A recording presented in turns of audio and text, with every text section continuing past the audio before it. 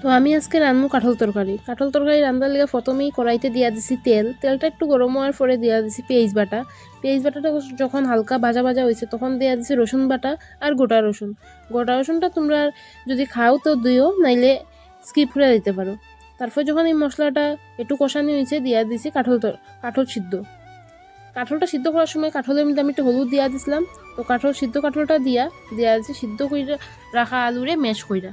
এরপরে দিছি মরিচ বাটা, তারপরে দিছি লবণ, তারপরে দিয়া দিছি হলুদের গুঁড়া, তারপরে দিয়া দিছি মরিচের গুঁড়া,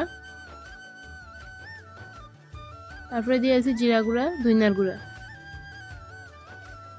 তারপরে একটু নাড়াচাড়া দিয়া দিছি জল সিদ্ধ হওয়ার লিগা। তারপরে টেস্টটা ব্যালেন্স করার লিগা দিয়া দিছি একটু চিনি দিয়া ঢাকা দিছি।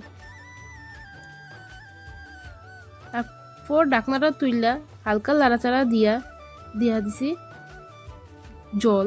আমার বেশি গ্রেভি করতাম না আমি, তো তাই হালকা জল দিছি। তোমরা যতটুকু লাগবো গ্রেভি ততটুকুই জল দিও। তারপর যখন উতরানি আইছে আমরা তরকারিটা নামাইয়া দিছি। সো এই রেসিপিটা গাইস ট্রাই করে দেখতে পারো, আশা করি ভালো লাগবো। আর যদি তোমরা ট্রাই করে থাকো তাহলে আমার কমেন্টে জানাইও, আর এটাও জানাইও যে তরকারিটা কীরকম হয়েছে। সো তোমরা ভিডিও দেখা যাও গিয়া, বাট লাইক করো না, সাবস্ক্রাইবও করো না, শেয়ারও করো না।